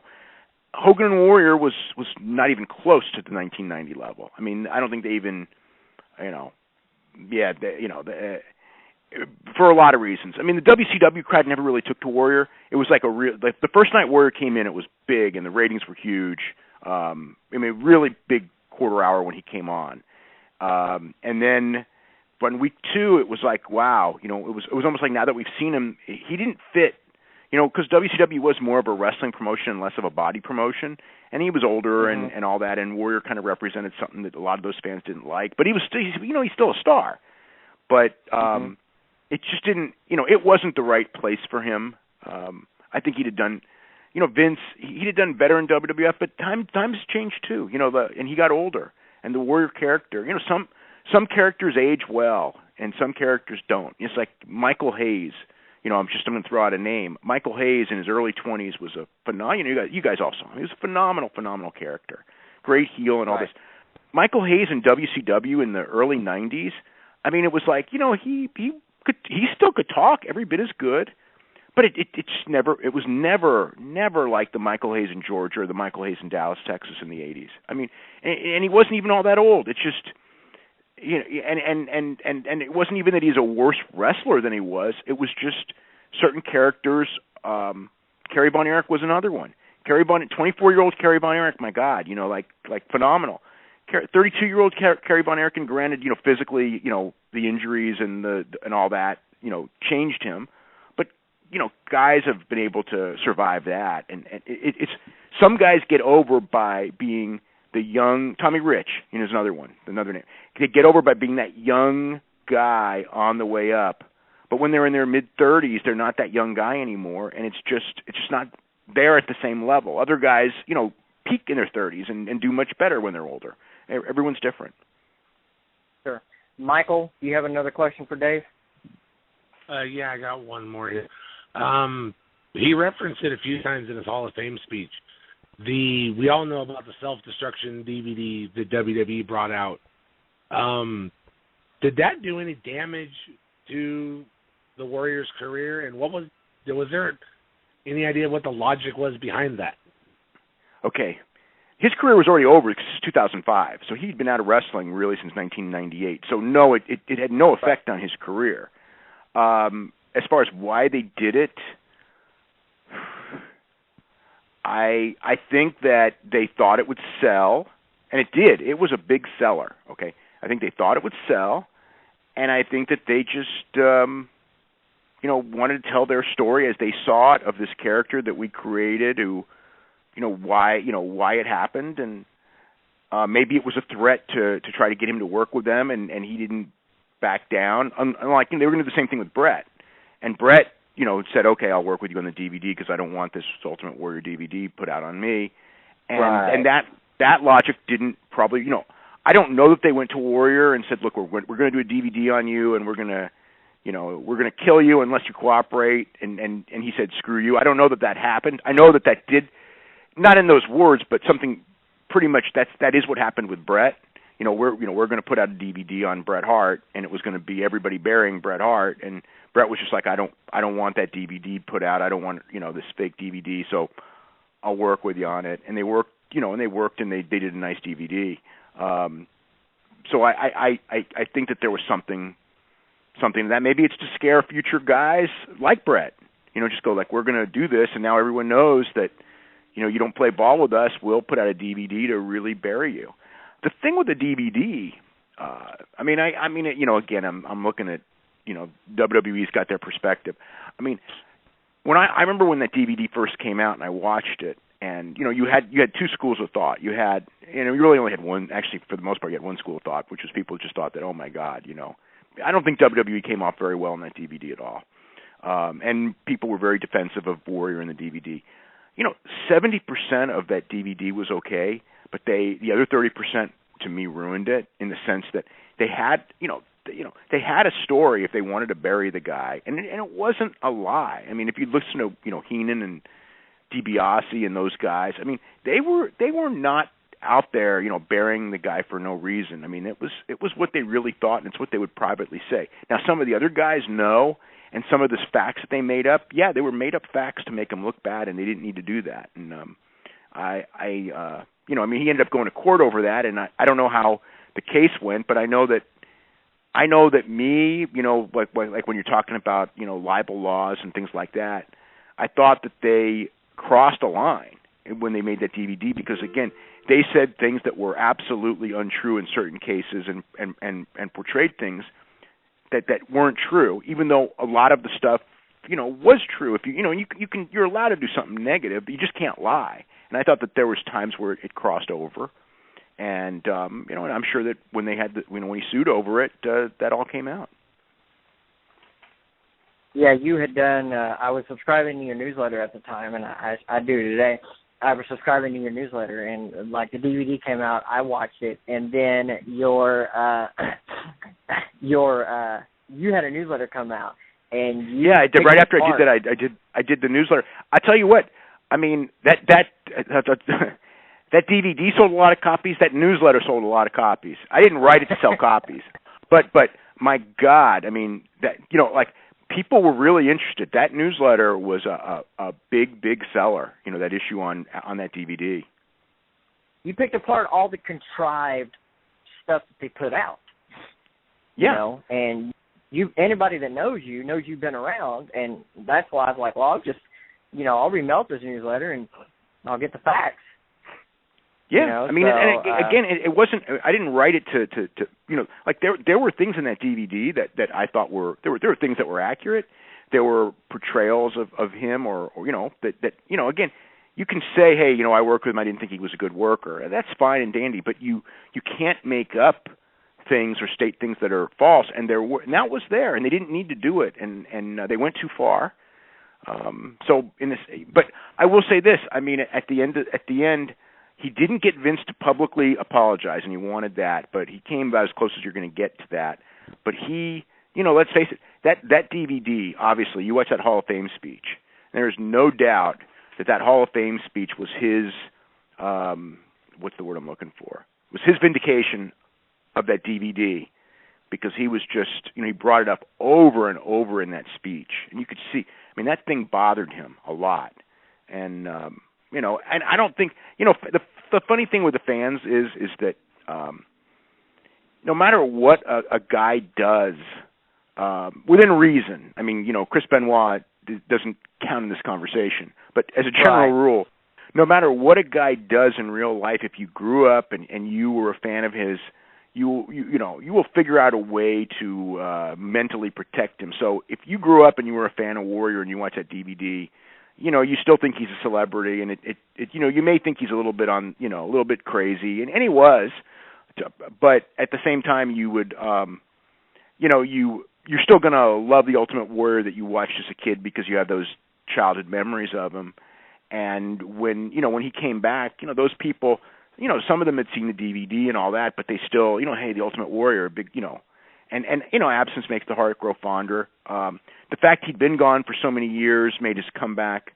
I think it actually was a few, it would have been bigger if it was like 5 to 7 years earlier, because it was really, 16 years later. If it had been 8 years later or something like that, I think it would have been a lot bigger, because it really, a lot of people did grow up and move on. And, 1990, which was his real peak was 1990.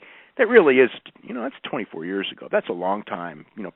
Things change and everything, but I mean, it was still, they definitely treated him like an iconic character there. So I think, but like I said, I think it would have been bigger if it was about 7 years earlier. Yeah, didn't they originally tried to get him in 2010 when they were in Phoenix for WrestleMania, and he turned him down, correct? Yeah. Well, he wanted the apology then too, and they were both, I think both sides were a little more stubborn that year. This year, I think, things happened, and, he made the video game deal, which was apart from them, and that led him to be in New York for a press conference that they were involved in, and him and Triple H talked, and him and Vince talked, and I think that at that point, I think that everybody, I think that one of the things that happened was with when they made the deal with Bruno Sammartino, who was, again, every bit as outspoken as Warrior in a very different way, but very outspoken. When they were able to make the deal with Bruno for last year, and it ended up being such a positive experience, I think that probably softened them in this idea that, whatever grudges we had, it's like, let's just get rid of them. Whereas in 2010, it was before Bruno, and I think that it was, they're still digging their heels in, like, okay, we want you to come, and he's going like, well, you apologize first, and they're just like, well, he's unreasonable, hang up the phone, we're not going to deal with him. Whereas this time, Bruno was no piece of cake to deal with either. But at the end of the day, it was an experience that I think that I think that they were very happy with the media that they got, and just the fact that that they were able to make the deal. So I think the Bruno deal really helped from their side as far as not just going like, okay, he's crazy, forget about it. It was just like, okay, if we can make the deal with Bruno, we can make the deal with Warrior. I'm really glad. I thought the documentary they put out, and you talked about this on your newsletter as well, and I watched it again today. I thought that what they put out on their network was one of the best things they've ever done. It was really cool that the cameras followed him around that weekend. I know they got a lot more footage. Rob said that Schamberger said that they had rented the Warrior a house in New Orleans, and they were filming him. So there's probably a lot more footage.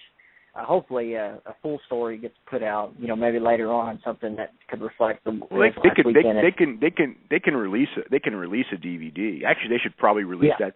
Well, I guess it's hard.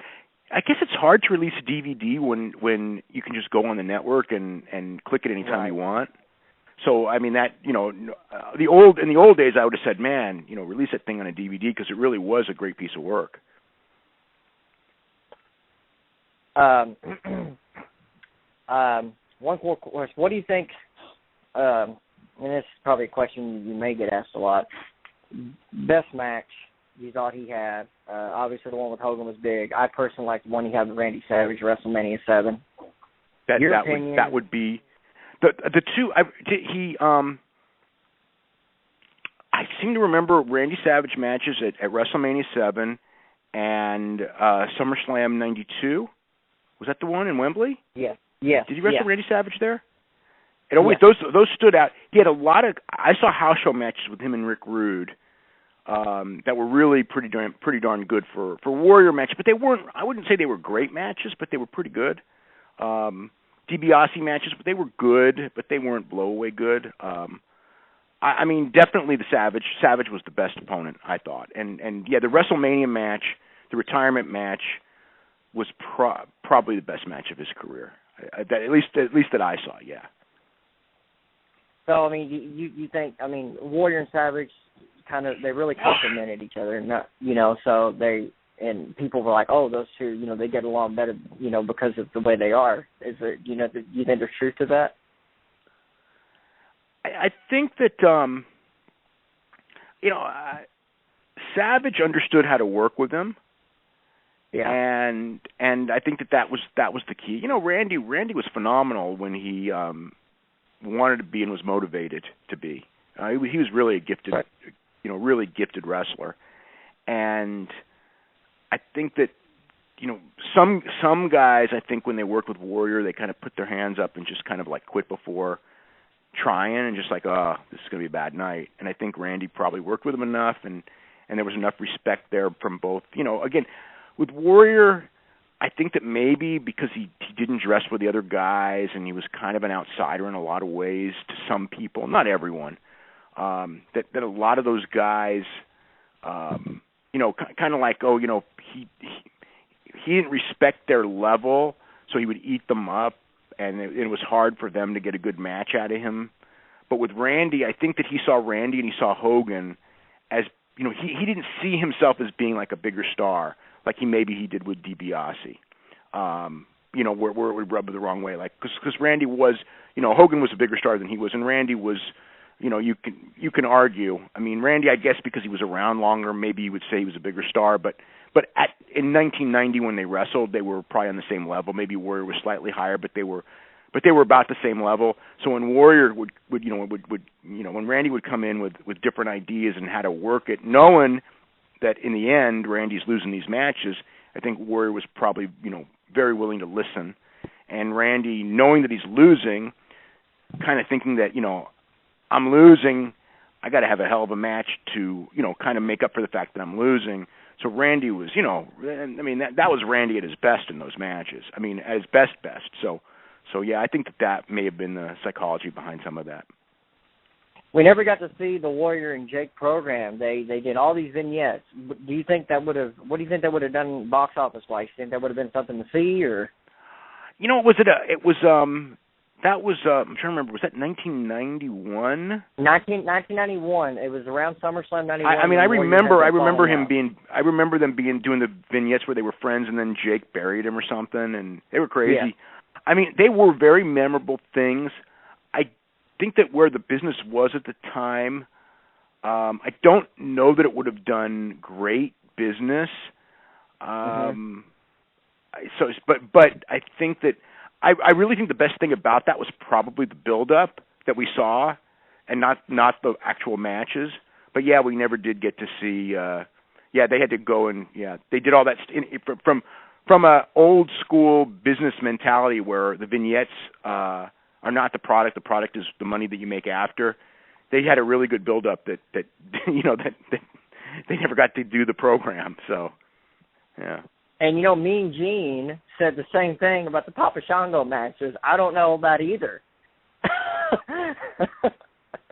The Warrior Papa, I didn't like the Papa Shango build.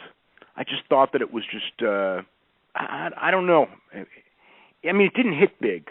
I mean, if it had hit big, I would just go, okay, that's what the public wants. It really didn't, so then I can go in there and go, okay, that's not real. I mean, I didn't really like it, and the public didn't really go for it that big, so I guess it's like, it didn't really hit. And plus, that's a tough thing because Papa Shango was still pretty green in the business, and it was a tough match. It was a tough match to do, and it was really weird because they had done, not to cut you off, they had done all this build up on TV, and then all of a sudden 1 week it went from Warrior was doing the same with Papa Shango, and now he's wrestling Randy at SummerSlam for the title. Yeah, seemed like a real head scratcher. Yeah, the Papa Shango thing didn't really click big, so I think that maybe and again, that's when they brought Warrior back, and they really were going to build him for the, he was supposed to win the championship and all that, and they were going to do the, I mean, they didn't know what the deal was with Hogan. He was there, he was there to replace Hogan. If you remember when Warrior showed up on Hogan's last night, so he's that's his role was to be Hogan, and for whatever reason it didn't click at that time, and and some of it again, maybe it was the wrong opponent because it was Papa Shango pretty quick, and that's not I mean, again, like when Warrior was champion and it didn't click, he didn't really have the right opponent. I mean, there's only so many Randy Savage feuds you can do, and when they switched him to Savage, it got better, but then when he did the match with Randy at Wembley, I mean, he was gone, was it two months later? A little over 2 months later. He did the match. He did the match in August in SummerSlam, and then they were building towards the Survivor Series with him and Savage versus Razor and Flair. And then I think they did the Saturday night main event taping, and they all got beat down by I think Money Inc. and Flair and Razor. And then that following Monday, Savage was on Primetime Wrestling doing that angle with Kurt Hennig. Right, so, and what was going to happen was it was going to transition because Flair was the champion at the time. So the idea was that Flair was, they were preparing Flair to lose to Warrior, and Warrior having a big run as champion and trying to make it better than that first run. And then he got fired, and then Brett got Brett actually got the title before he was fired, but they knew where it was going, and they rushed the title onto Brett because they knew that they were losing Warrior, and they needed a big baby face right away, and Brett was the guy they chose. I mean, it's weird, because a year earlier Brett would have never been the guy they chose just because he didn't have the size that they wanted, and then all of a sudden, because of this happened, and they just were desperate. It's like, we got to make a superstar. Who do we pick? And I mean, there weren't any. There was no Hogan; he was gone at the time. There was no Davey because he was getting fired with Warrior. So you really, I think that Randy, I think, was still around, but Randy was like, I mean, I think that they just thought Randy was too old, and he probably wasn't, but that's what they thought. So we got to make a new star, and it's like that's where Brett got his big break. If it wasn't for that, I mean, would Brett have ever? It's like, as I said, would Brett have ever had the career that he had? I mean, who knows? Right. Yeah, that's true. It's just weird how, and I was a kid, and you went from this match was going to be at the Survivor Series, and then you went from, okay, Warrior's got the belt, he's working with Shawn, and then I believe it was in January, the Flair did his last match and went back to Turner. So Yeah, and I saw a Royal Rumble. I saw a Royal Rumble flyer from 1993, and it had Warrior on it as being one of the Royal Rumble participants. It still had Brett versus Razor for the title match. So it seemed like they were going in one direction, and yeah. So, and then we all know how 1993 went. So. Yeah. Well, Dave, I want to thank you for coming on. I appreciate you doing this with such short notice. WrestlingObserver.com is your site. You do a daily news update. You've got a newsletter. You've been doing it for. Well, I don't want to call out your age, but you've been doing it for about 3 decades. And so I'm just going to say this: Dave is the guy I go to. He'll put up results. He'll take care of the independents. I've always wanted to tell you that on the air. There's a lot of sites out there. Wrestling Observer, what you and Brian Alvarez do, I think you guys are the best at it. Unlike a lot of the journalists, Dave, you've been called to do media. You run the Phil Donahue show. Yeah.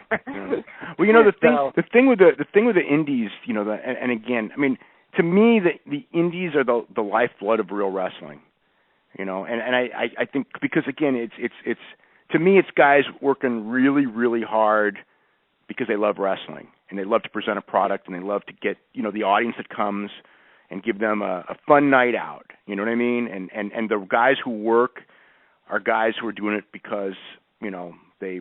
I just have a lot of empathy. I personally love going to independent wrestling shows. I mean, I would rather go. Honestly, I'd rather go to an independent show than a WWE show. And I don't dislike. I actually have a lot of fun with WWE shows too. But when I go to independent shows, I have more fun because you can. It's guys that are really. They give you everything they got. Because they can. With WWE, I mean, when you're working 200 dates all over the world. And you've got to save yourself for the pay-per-views and the TVs, you physically can't. But I mean, right. I just love seeing, guys that just bust their ass, want to learn, want to get better, and will do whatever they can to give people a fun night out. Definitely. Well, Dave, I'll email you something, and you'll usually post it, and you've been doing it for years, and I appreciate it. But ladies and gentlemen, Wrestling Observer, if you want to listen to good radio and hear good stuff, go to WrestlingObserver.com, subscribe. They give you exactly, and they've got an archive that you wouldn't believe. I have a newborn son, so when that's he's fussy, I will stay up and read old newsletters on my phone. So I love reading that stuff, but I do want to thank you for coming on, Dave, and we hopefully can have you back on in the future. Okay, thanks. Really enjoyed it. Take care, Dave. Bye-bye. Okay, bye. All right, ladies and gentlemen, that was Dave Meltzer, critically acclaimed author, journalist, WrestlingObserver.com. And if you called in, ladies and gentlemen, talking to Dave, we do apologize. We had a lot to get in tonight. Dave Meltzer was a guest at the last minute, and we wanted to get him on and talk in length about the Warrior. Dave is a very hard man to get. He actually did another radio show tonight. So if you called in talking to Dave, I do apologize. We will try to get Dave on in the future, and we will have some callers on. We'll try to get Dave on for maybe an hour or so one night. And people can talk to Dave Meltzer. So I do apologize if you did call and wanting to talk to Dave Meltzer.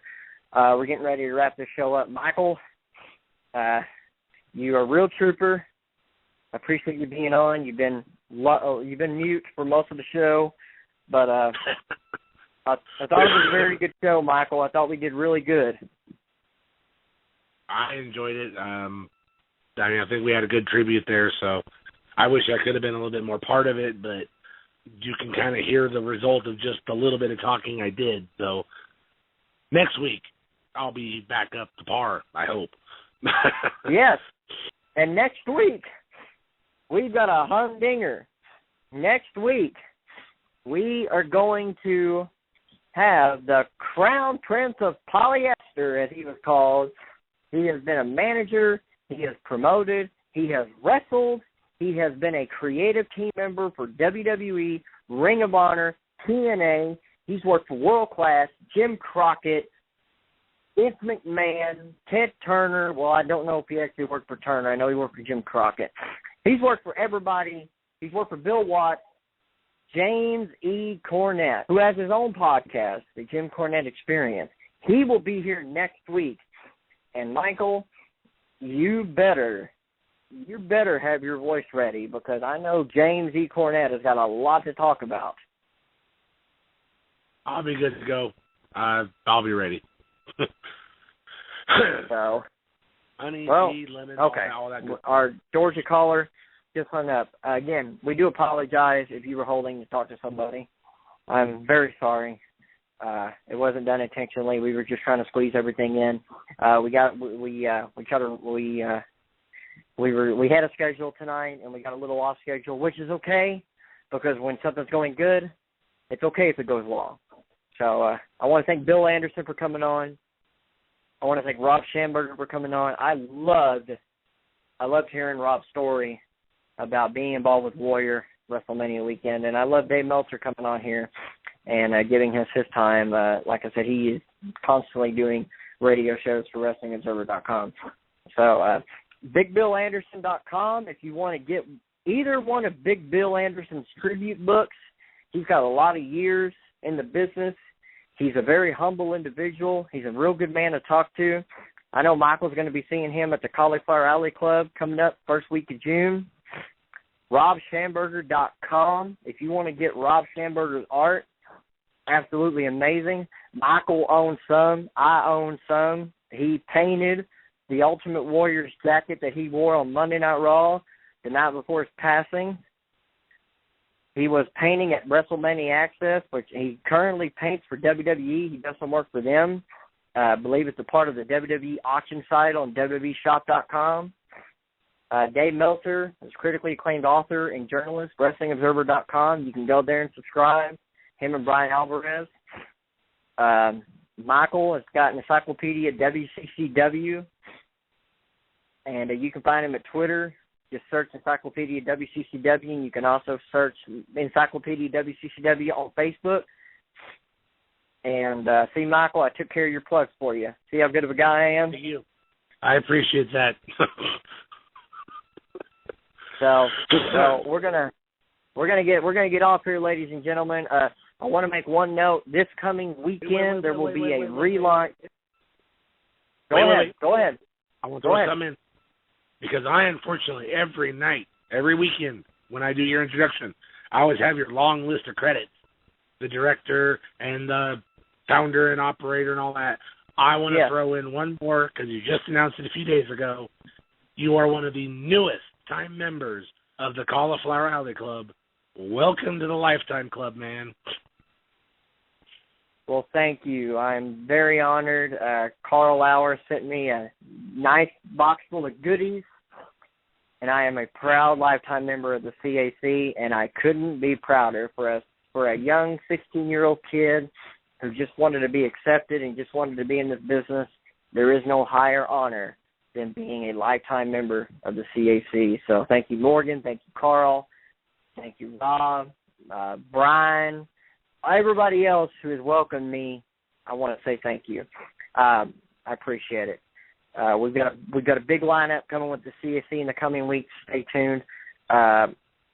This coming weekend, this coming Saturday, is a relaunch of IHWEnow.com.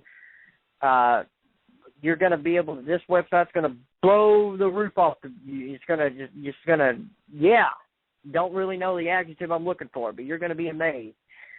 It's going to have some IHWE radio stuff. Don't know what we're doing specifically yet. I got Joe Kent of BoardWrestlingFan.com. He's working on the website. He's keeping it under wraps. I don't even know what's going on. But I do know he's putting a lot of man-hours into this, so it should be really cool. I believe it's launching on May 17th, IHWEnow.com. Make sure you check that out. Anyway, again, Bill Anderson, thank you for coming on tonight. Thank you, Rob Schamberger. Thank you, Dave Meltzer. For anybody that was listening tonight, I want to thank you. Again, if you called in and we didn't get to you, we do apologize. We had a schedule and we were trying to stick to it. When you have 3 guests on like we did, and they have a lot to talk about, we just want to, they're taking their time to spend with us, and we want them to get everything out. I want to thank Michael for braving his hoarse voice and getting on here and contributing what he could. He carried the ship last week. He led the ship, Portland Wrestling Tribute, which you can find on blogtalkradio.com/IHWE radio. Listen to that. And we're going to have fun. Surprisingly, it's been doing some good numbers. Good. It should. So, all right, ladies and gentlemen, next week we will be joined.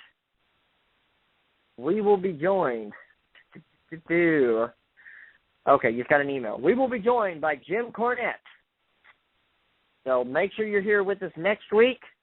We will try to get the callers, but James E. Cornette's got a lot to talk about. So we will be back next week right here at IHWE Radio. For everybody who listened in tonight, thank you so much for joining us. Michael, get off here and get your voice back. I need you next week. I'll be here, man. I'll be good to go. Okay. Ladies and gentlemen, for all of us here, to all of you out there, wherever you are, have a good night. Stay safe. Always believe. Always believe. Good night, ladies and gentlemen.